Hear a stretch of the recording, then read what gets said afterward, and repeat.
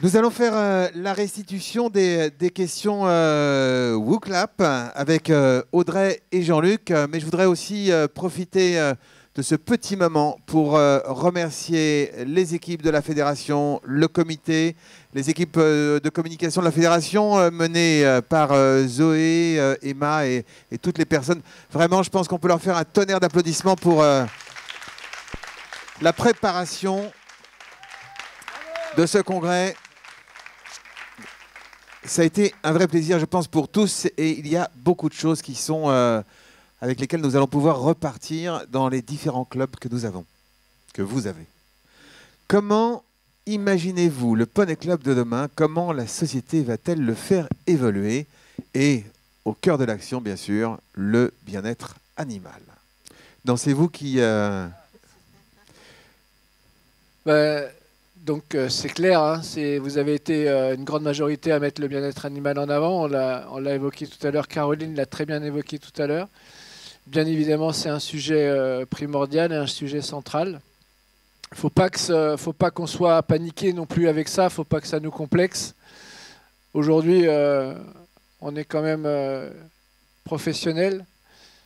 On a une bonne gestion de notre cavalerie. Bien sûr, on doit l'améliorer.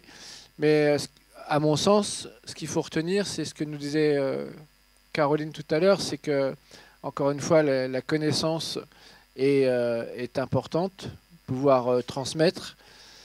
Et pour bien transmettre, il faut bien connaître. Donc, et pour bien connaître, il faut bien se former. Donc les connaissances d'hommes de cheval aujourd'hui, qui ont peut-être été un peu laissées de côté dans la formation, bah, peut-être faut-il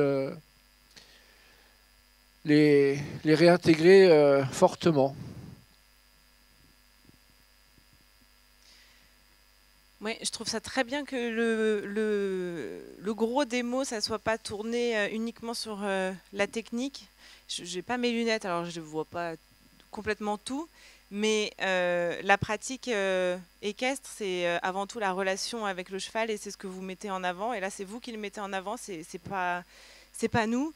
Donc forcément, c'est que collectivement, on a encore de belles avancées à faire dans le Poney Club. Quels seront les atouts du poney dans l'apprentissage de l'enfant? Respect, autonomie, patience. Bon alors, si vous voulez que la salle soit tonique, il faut que les intervenants et ceux qui expliquent soient aussi toniques. C'est vous qui transmettez le dynamisme. C'est un bon résumé des ateliers qu'on a vus hier. Hein. C'est que les messages de nos intervenants sont justes et ont été percutants. Et forcément, c'est les trois mots qu'on retient. C'est ce qu'ils nous ont transmis hier tout l'après-midi dans leurs ateliers. Et forcément, c'est ce qu'on a envie de voir demain. Il y a un thème qu'on n'a pas beaucoup abordé, je trouve, c'est la médiation équine. Et dans le respect, dans l'autonomie, dans la patience, l'approche du poney, l'apprentissage du poney peut aussi, par la médiation équine, intervenir fortement sur le développement personnel de l'enfant. Et personnellement, moi j'ai un projet actuellement là, avec un lycée professionnel voisin. On va mettre des séances de médiation équine en place pour des enfants issus de SECPA dans des classes un peu spéciales. Et comment dire, les professeurs ont une réelle attente sur ce projet entre les élèves et les chevaux. Question suivante. Quelles nouvelles compétences seront attendues pour le métier d'enseignant? La communication, la psychologie, la patience? Tout ça, c'est le savoir-être. Et finalement, notre métier, le savoir-faire, c'est notre base.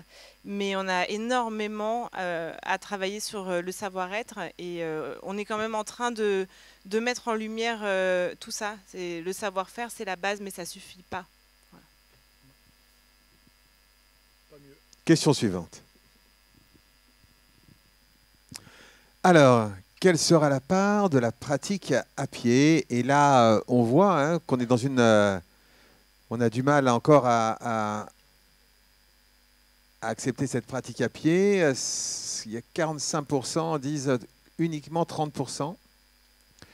Caroline, tu aurais répondu quoi à cette question? La part de la pratique à pied?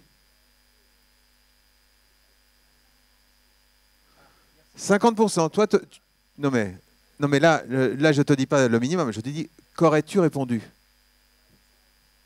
Tu aurais dit 50%. OK. Ça se rapproche de ce qu'on disait tout à l'heure sur la conceptualisation des nouvelles offres, hein. C'est peut-être aussi par là qu'il faut regarder et vers quoi il faut se diriger. Il y en a quand même qui ont dit, il y en a 4 qui ont dit 10%, ça paraît être, alors c'est pas un jugement du tout, hein, mais ça paraît être très peu sur les tendances actuelles. Je ne sais pas si on peut... hein. Question suivante, qui est d'ailleurs la dernière. Quelle sera l'évolution du mode de pratique? Alors on va prendre les réponses une par une pour pouvoir avoir les commentaires. Donc les séances à la carte avec quelques commentaires, pardon, 4 commentaires.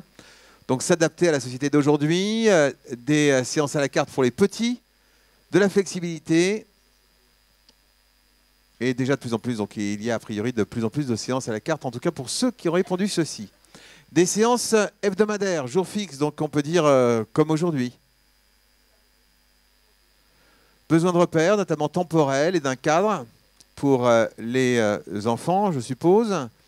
Donc le fait d'avoir cette habitude, on sait que on pratique l'équitation tel jour à telle heure. Rattrapage possible. OK. Nous avons les chevaux. Je ne sais pas l'expliquer. Et alterner une semaine sur 2.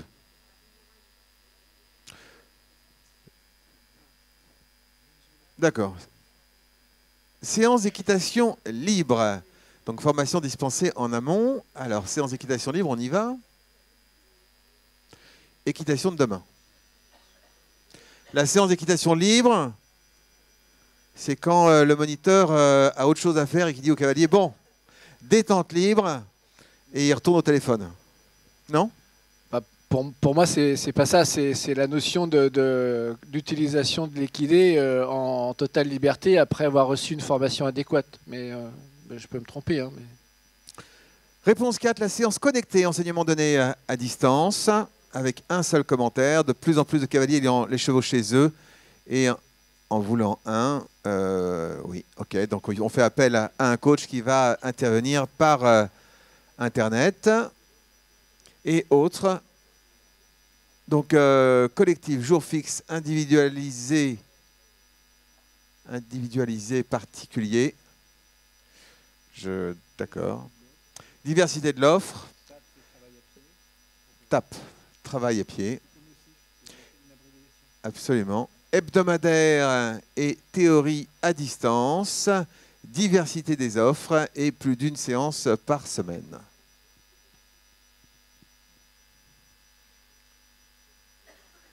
Ça vous inspire? Ouais, c'est inspirant, mais on le voit là encore, on doit aussi réfléchir à comment sortir de nos schémas traditionnels. Hein, bon, on évoquait tout à l'heure nos séances d'équitation, mais là, c'est la pratique de l'équitation. Qu'est-ce qu'on va pouvoir proposer pour attirer un plus large public? Et puis on le voit bien dans nos forfaits annuels, nos cartes avec lesquelles on fonctionne depuis des années. Peut-être faut-il imaginer une méthode complémentaire. Je voudrais, là, Céline, là, finissez votre conversation si vous avez Céline, Hélène et Charlotte. Est-ce que vous pouvez répondre à la question du travail à pied? Vous, le pourcentage, vous auriez dit 50%, plus, moins? 50? 30? 50. OK, donc c'est cohérent.